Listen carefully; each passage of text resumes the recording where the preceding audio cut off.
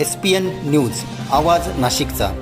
तो फिरतो इकडून तिकडं, यांच्या दारी त्यांच्या दारी, पण एकही अधिकारी दखल घेत नाही। जर त्यांनी आज दखल घेतली नाही तर उद्या सामुदायिक आम्ही आत्मदहन करणार आहोत का नाही। मित्रांनो, सप्रेम नमस्कार। SPN न्यूजमध्ये आपले स्वागत आहे। बिऱ्हाड आंदोलनात आत्मदहनाचा इशारा, आंदोलनकर्त्यांचे आमरण उपोषण।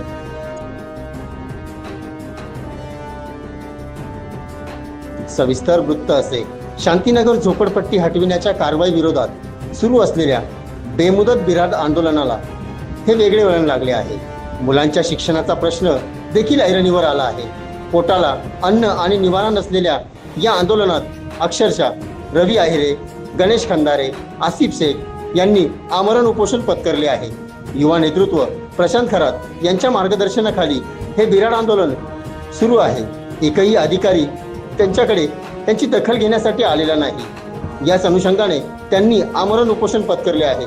तसेच या आंदोलनादरम्यान आंदोलनकर्त्यांनी उद्या आत्मदहन करण्यात येईल असा देखील इशारा यावेळी दिला आहे।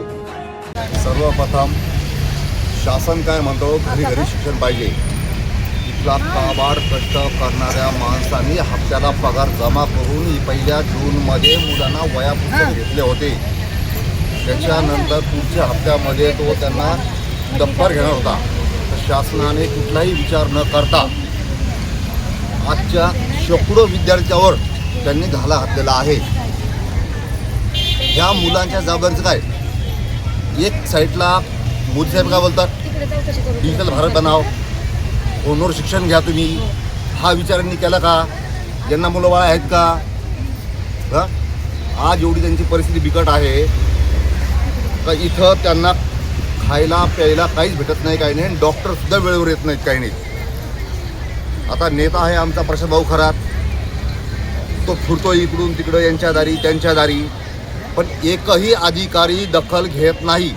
जर त्यांनी आज दखल घेतली नाही तर उद्या सामुदायिक आम्ही आत्मदहन करणार आहोत का नाही।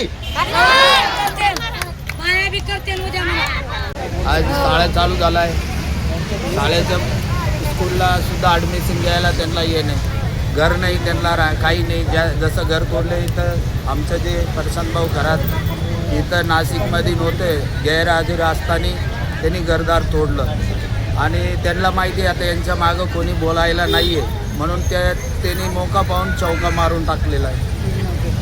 आणि दिन ना सांगताना येऊन सकाळी 6 वाजता येऊन घरदार तोडून टाकले। आणि दुसरी गोष्ट आहे, आता ही व्यक्ती गणेश खंदारे जे उपोषणला बसले आहे, त्यांचा व्यवसाय आहे बकरी चारतात।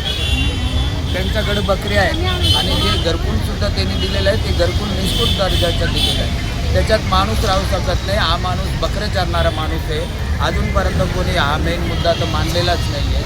त्यांच्या बकऱ्या आज इकडं तिकडं आम्ही लोक 2 पैसे 2-2 रुपये 5-5 रुपये काढून 10-10 रुपये काढून त्यांच्या बकऱ्यांना चारा आणून टाकते। आज मी बकऱ्या घेऊन येणार होतो, गाडीने घेतली म्हणून राहून गेला। आता बकऱ्या आणणारच आहे मी, तर त्या बकऱ्यासुद्धा उपाशी आहेत। या माणसाचे व्यवसाय बकऱ्याचा आहे, त्या घरकुलमध्ये हा माणूस कसं काय राहू शकतो? म्हणून हा माणूस गेलेला नव्हता, यांचे घरदार तोडून।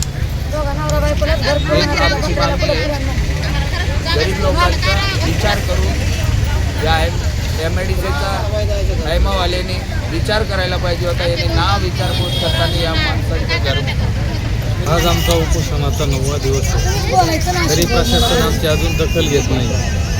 ऐन पावसाच्या तोट्यावर आमचे बेकायदेशीर घरं तोडण्यात आली आणि आम्हाला ते घर करण्यात आले। आज आमच्या मुलांच्या शाळा चालू झाल्या, तरी आमच्या मुलांच्या शाळेकडे लक्ष द्यावा, आमच्या घरांकडे लक्ष द्यावा, आमची अशी परिस्थिती झाली। तरी शासन आमची अजूनही दखल घेत नाही। तरी त्याविषयी मी शासनाचा निषेध व्यक्त करतो। आमची अशी मागणी आहे की तिथं भारतरत्न डॉक्टर बाबासाहेब आंबेडकरांचा पुतळा आहे, तो पुतळा कायमस्वरूपी ठेवा। तिथं कालिका मातेचं मंदिर आहे, ते कायमस्वरूपी ठेवावं। आणि उर्वरित ज्या लोकांच्या झोपड्या तोडल्या आहेत त्यांना एकरी 5 एकर जागेवर घरकुल योजना सोसायटीमध्ये आम्हाला घरे बांधून देण्यात यावी।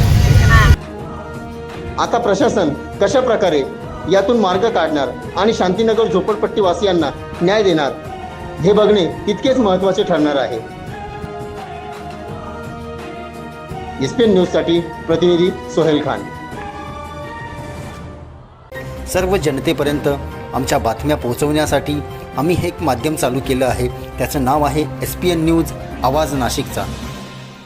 आमच्या या चॅनलला आजच सबस्क्राईब करा आणि बेल आयकॉन प्रेस करा. धन्यवाद.